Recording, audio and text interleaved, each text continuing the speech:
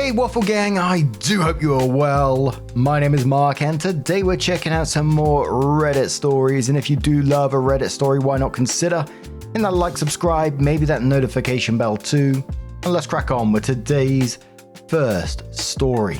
Much love, guys. Now today's first story comes from LiveDiver1609 and says, would I be the arsehole if I stayed at my parents' place while my wife stayed at the hotel? My wife and I are going to be attending her friend's wedding, which is in the same city that I'm from. As in, my parents still live there. It's on a Saturday with some events on Sunday, and our plan is to fly out with our 1-year-old on Friday and spend 2 nights there. My wife and my parents, particularly my mum, don't get along too well. I'm fortunate that we're far enough that they have to meet infrequently, and when we do meet, they do remain cordial but distant. My mum could have been more tactful. My wife could have been a bit more understanding too. It's just issues that cannot be bridged and I won't try to.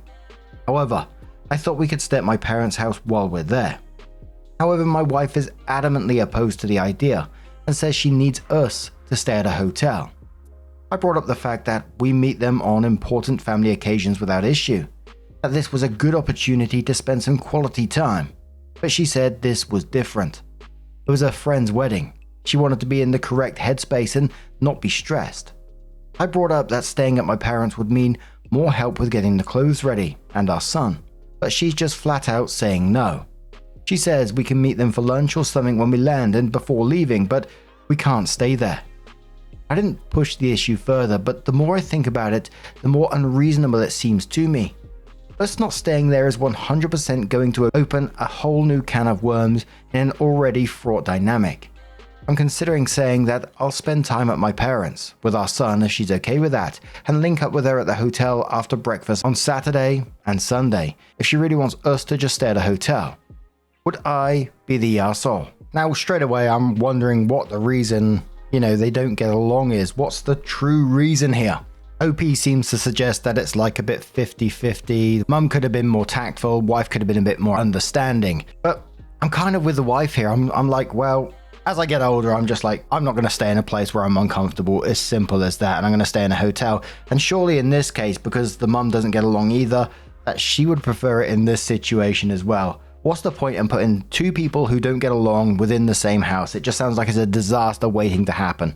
And I think there's just plenty of other compromises for this. Even though you said, would you be the arsehole if you stayed there with your son? Maybe your wife wants the son with her too. I mean, you literally have the option of going to visit your parents after spending time with your family, etc. Just reversing it, basically. But again, I really want to know the reason why they had the initial fallout to begin with. I think it will say a lot. A commenter says, I feel like this would really damage your relationship with your wife. How'd your parents feel about her staying over? It is a double-edged sword here. If you stay at the hotel, you're choosing your wife over your parents and vice versa.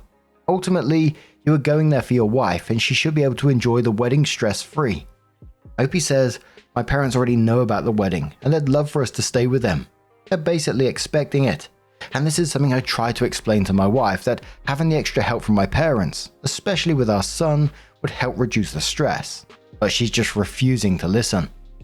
A commenter says, I think you should try and have a more open discussion with your wife about this. Is the reason they don't like each other valid? Or is it some petty things? Opie says it is petty in the sense that their arguments themselves were inane, but they both felt strongly about it, and neither one gives the other any grace anymore. My mum attempts to be helpful and can be a bit much, and my wife's response can be razor sharp. But I truly appreciate that they both never let it come up when we meet for holidays. Which is another reason I assumed we were good about this, because our meetups are in good spirits with our son, enjoying having my parents dote on him. Commenter says, no one's an arsehole here. Talk to her about this idea. She may think it's great to have a solo hotel stay. Help with the kid, you get family time and she doesn't have to join in. If you frame it right, it seems win-win. Opie says thanks, I'll consider that framing. Although I'm still trying to keep the path open for her to see that it just makes sense in terms of comfort and help to stay at my parents. So Opie came in with an update and said, I'd received a pretty negative response to my last post. I'm okay with that since that was the point I suppose, although I didn't think it would be a near unanimous negative response. I was coming from a place of indignation, I suppose, and the fact that she wasn't even entertaining us staying at my parents' as a valid suggestion. After the response, I realized that her staying at a hotel and me staying with my parents would be a bad look and make us look broken, which is far worse than us coming across as rude to my parents by staying at the hotel. So I put that out of my mind. This morning during breakfast, I brought up us staying at my parents' one final time, but no fallback option of sleeping separately. I just tried to come at it from a place of how it could be mutually beneficial and didn't try to push her into it. She said attending the wedding is a fun thing for her and she wants it to be just the three of us. I just brought up how we were obviously not going to bring my parents along to the wedding, but to her, even the prep and the dressing and the coming back from the wedding and events also needed to be a thing for just the three of us. While I don't fully agree with her and think that it's just going to cause our relationship with my parents to become even more on edge, a lot of the comments have said this is her event, which I agree with, and we'll be doing things her way for it. Thanks. Commenter says to OP, you're the arsehole for bringing it up again after you already had her answer. Dude, listen to your wife and respect her answers. You're the arsehole before and you are still one. OP says, I didn't push her into it. I just wanted to lay out the pros and cons of it. Commenter says, why are you so afraid of your parents? OP says it's not about afraid. They're an important relationship to us, just like her parents are also an important relationship to us, but obviously not as important as the relationship between me and my wife and our son. Commenter says, when you got married and had a child, your wife became your core family, and then so did your child. If she's not comfortable staying at their house, you cannot force it. Go visit them on your own time. Do not ruin the event that she's looking forward to. Get some therapy to get over your mama's boy's issues. Also, because if you're always going to prioritize your parents over her, she's going to leave you. OP replies saying, I agree, my wife and my son are my first priority. There is zero doubt about that. I just made a suggestion and she isn't down for it, so we won't be doing it. Commenter says to OP, why do I feel like we're all on an information diet? Why does your wife dislike your parents so much? What did they do that has her this adamant about not spending any time with them? Must have been pretty bad. OP does reply, thank goodness, and says, my mum has a habit of giving unsolicited advice, especially when it comes to our son. There we go. A lot of it is good. Some can be subjective. And my wife, and I guess it's up to her, but she won't even do a surface level acknowledgement if it's not something she agrees with, even though it's just on the phone. And then my mum becomes overbearing, which is absolutely my mum's fault alone. And also if we don't talk regularly, she can feel left out. Though after I explain to her that our son can be a handful sometimes, so we don't have much time, she becomes better. It's things like these which could be avoided, especially since we live in different cities, so it's not like there's physical proximity, but it still has led to bad blood. And I think that last bit just said it all to me. For me, the way I read it, mum has a pattern of boundary stomping, wife pushes back, and husband sees it as both sides instead of recognizing the actual root cause in mum boundary stomping. And I agree with some of these comments until he actually recognizes the root cause in this situation and acknowledges that, it's going to keep getting worse, right? But what do you guys make of this situation? Maybe you see something different in there. Let us know your thoughts down in the comments below, and let's move on to another story. Our next story comes from Throwaway Butterfly 11, who says, I, 27 female, just found out my husband, 28 male, saw his ex-girlfriend the night before he proposed to me. Is there any chance this is a completely innocent situation? I've sort of been going through it this week, and everyone in my life is telling me different things, so I thought I'd come on here and ask you guys. So my husband and I got married 3 months ago. We've been together for 3 years, and now I just feel like everything has gone down the drain. We got into a fight a week ago over practically nothing. It was a stupid fight. We were both really stressed all day because of a personal issue, and it sort of just compounded right before we went to bed, and we just started yelling at each other. As we were fighting, my husband just saw the yell that ex-girlfriend's name was right, and he shouldn't have rushed into marriage. I stopped dead in my tracks. It felt like a bucket of cold water had just been poured on top of me. He immediately stopped talking. It was so silent, my body was shaking. I ran out of the room and locked myself in the spare bedroom for the night. The next morning I found him in the kitchen and he looked like he hadn't slept a wink. I felt bad momentarily until I remembered what he said. He ended up confessing that the night before he proposed to me, he got in a text from his ex-girlfriend saying she needed to talk to him. He showed me his phone and there the text was. Her asking, practically begging to see him, and him agreeing. He explained that she had just been broken up with. Apparently this guy was horrible to her and she thought that my husband would be the only person to understand, and that they had gotten to talking, and he had told her he was going to propose to me tomorrow. To which apparently she began asking questions about me, about our relationship, stuff he just began willingly divulging. And then she told him that he was rushing into marriage. According to him, although I have no way to validate any of this, he got up and left and hasn't talked to her since.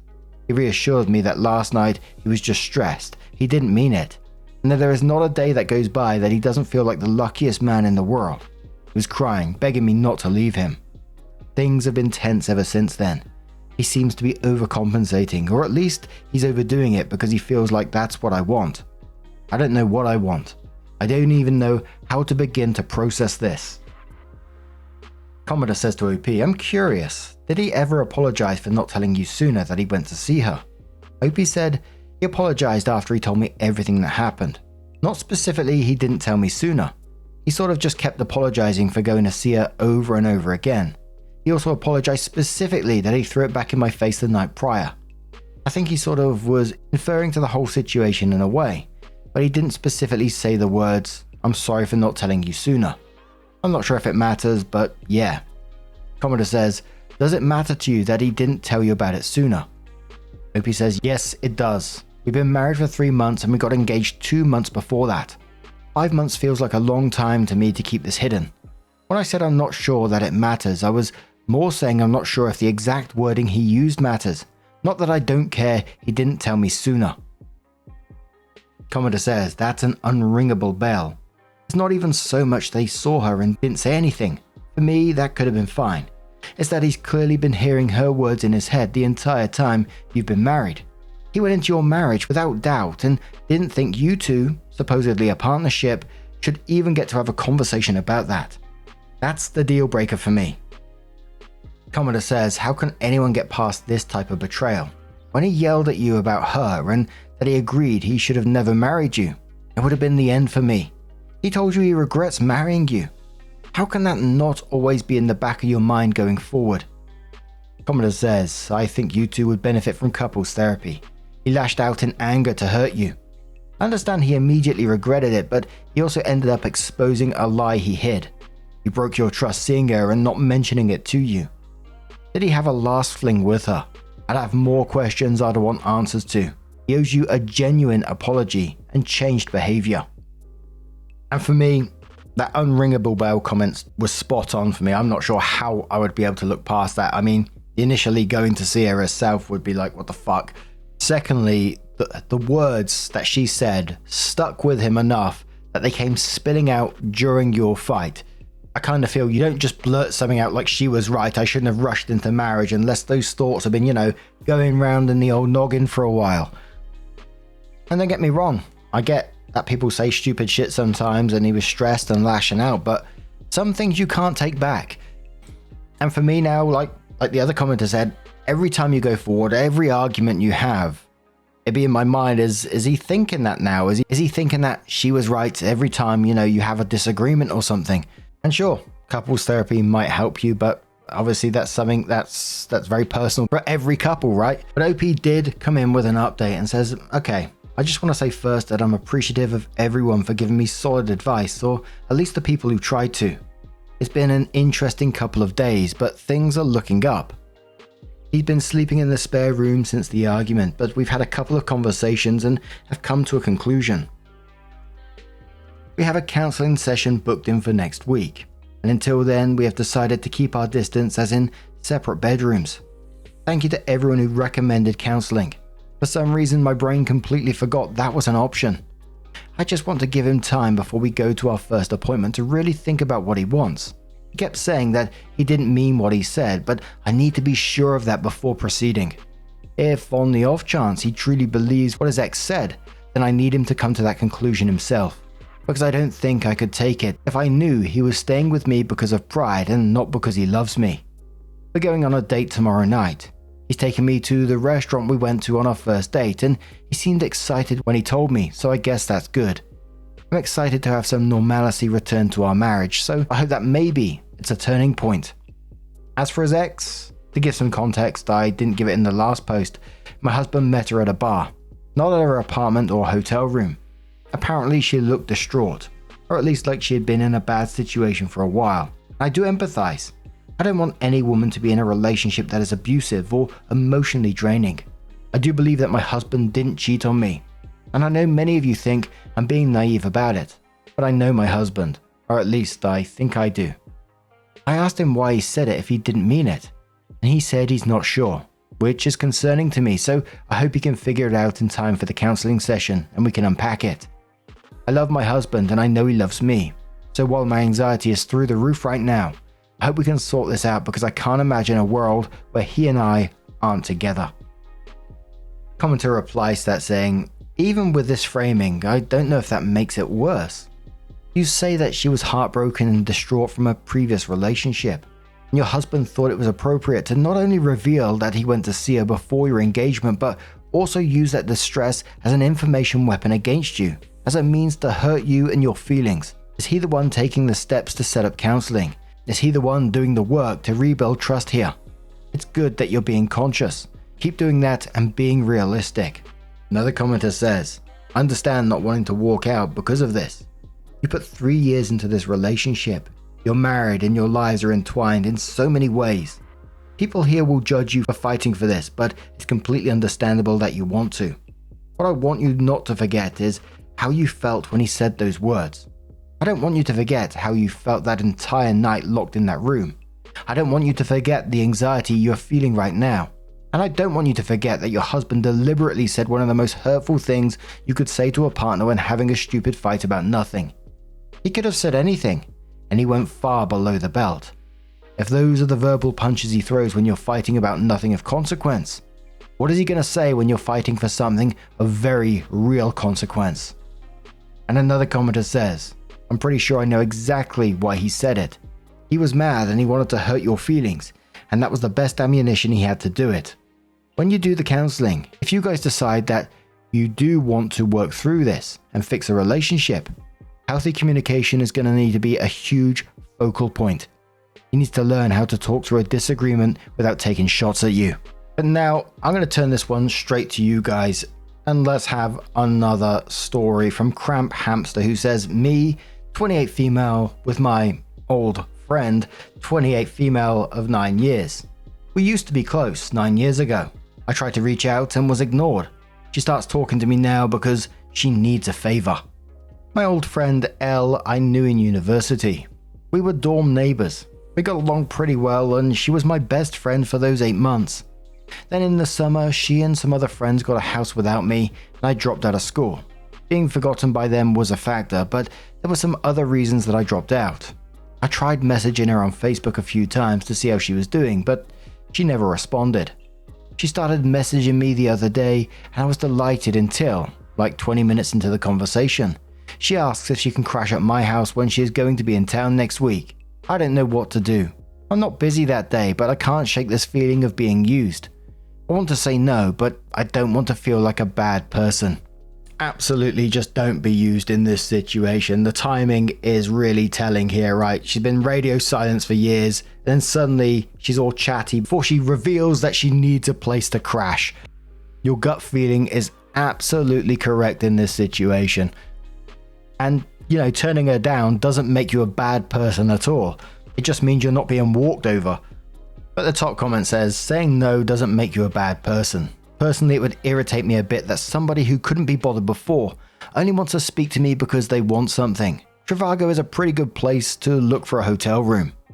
Opie says part of me wonders if she never got back to me is because she is a pretty flighty, ditzy person. That's also why I feel bad about saying no, because she probably doesn't have extra money to spend on a hotel last minute. Commenter replies saying, meh. She sure as hell wasn't flighty when she wants a free place to stay though. The financial problems aren't your concern. And Moon Girl says, nope. She thinks she can pop into your life when she needs something. Not okay. Tell her, sorry, I can't have any guests right now. I'd love to hang out with you when you're in town though. Edit, assuming you actually want to see her. Opie comes in with a reply and says, I read all your comments on here and on my last post here, and I wanted to believe her that she wanted to be friends again. I didn't mention it in my last post, but her reason for coming to my city is to go to a school orientation thing because she is moving here in the fall. And I had reconnected with a different friend after they moved here, and I thought it would turn out okay. She invited me to the school thing with free lunch and brought me some gifts. Bagels from where she was traveling from, a place known for bagels. I thought all of you guys were biased because you didn't know her and how hippie she can be sometimes. Very go with the flow, creative type. So she shows up 2.5 hours late, at midnight. We talk for a bit and it's nice, but to be honest I'm miffed because I'm very sleepy as I was busy all day cleaning and baking a fresh banana bread like the sucker I am. She takes a shower and goes downstairs, and then me and my boyfriend, who she had to ask the name of, like you couldn't just look on Facebook before you came, we had been dating for 3.5 years. We get ready and notice a big gob of toothpaste on his toothbrush. And we feel the bristles and it's wet. No, she couldn't be using our toothbrushes. I must have gotten them wet when I was cleaning up or something. We wake up and go to the thing. It's kind of boring, but I didn't have anything else to do and there's free food and whatever. We walk around campus for a bit and it's alright. We talk about our lives and she forgets very important details about my life. A big trip coming up in a week that I told her last night. I give her a tour as it's a school I graduated from, but she's not listening. But whatever, I'm kinda used to being ignored anyway, so I enjoy my free food and then we go home. We chill for a little bit, but she's hinting that maybe she could live at my house in the extra space I have when she's at school. I say probably not, since it would be a weird third wheel situation, where she's also moving out of now. See, I listened to her life stuff. She mentions that she thought she lost her toothbrush yesterday, but then she finds it in the car. I'm now 99% sure she used the toothbrush. She leaves and whatever, it's over. I regret it, but I helped someone and that's good, right? Then I open the bagels. They are rancid. They smell like a forest floor. I look at them and they are covered in blue mold and my stomach turns. I'm retching at the smell of these bagels. So now I'm just furious, and I hate to say it, but you guys were right. People were commenting about the toothbrush and said right, or you just say you forgot it and just buy a new one for $2. Foolish says, or ask your host, hey, do you have a spare toothbrush? I lost mine. Plenty of people buy a few extras when they replace their toothbrush and it doesn't hurt to ask. Opie says, this is exactly my thought. I even had an extra toothbrush in my purse because I went to the dentist on Wednesday. Commenter says, oh my god, the part about the bagels. How disgusting. At least you know it's not you and she's just a horrible person and a user. Commenter says she probably had them lying around her house before she left and thought, why waste the food? Opie says, before I noticed the mold, I offered her one the next morning and she said she didn't think she could eat a whole bagel. She had been driving for 6 hours and then slept for 7, all without eating. You can't eat a whole bagel. Commenter says, reading the updates like this doesn't give me a feeling of I told you so. More so, I hate when I'm right. Commenter says, I don't feel satisfied. Just somewhat annoyed that she asked for advice, got advice, disregarded it to the extreme, and then the expected happens. Opie replies saying, I did kinda leave out when she asked me last Saturday night. She said she might need a place to stay. It wasn't a for sure thing. She said she would know more by Tuesday. I was a little drunk at the time and I thought, oh, this might be fun. But then the next day I was like, this feels kinda sketchy. Then I made the first post on Tuesday. But then I felt like I had left it too late to back out. I mean, in hindsight, I could have turned her down, but I thought that going back on your word was worse than saying no from the get-go. And the top commenter said, consider this an arsehole tax. Now you can also unfriend her on Facebook, and her messages will just go to your others box, and you never have to willingly let her invade your space again. Also, she knew she was being shitty. She didn't care. Yeah, I know, it's just one of those situations where OP had all the advice given to them, but they chose the opposite way. I think for OP, this is just considered a lesson learned, right? Some people are arseholes and they will just continue to be arseholes. I think the good news for OP is now you have like a perfect example of what a transactional friendship looks like. And next time, hopefully you'll spot it a mile away. Like the commenter says, block her number, unfriend her on social media, and don't listen to her spouting any more of her shit going forward in whatever way she contacts you. Using your toothbrush, oh man, that just, people doing that shit, it always sends me over the edge. But what do you guys make of this situation? Have you ever dealt with a transactional relationship like that before? How did you deal with it? Let us know your thoughts down in the comments below. Now, just a huge thank you for being here today, getting involved in the stories, your love, your support, your time. It always means the absolute world to me. So thank you so much for being here, and hopefully I'll see you in the next one. Take care and much love.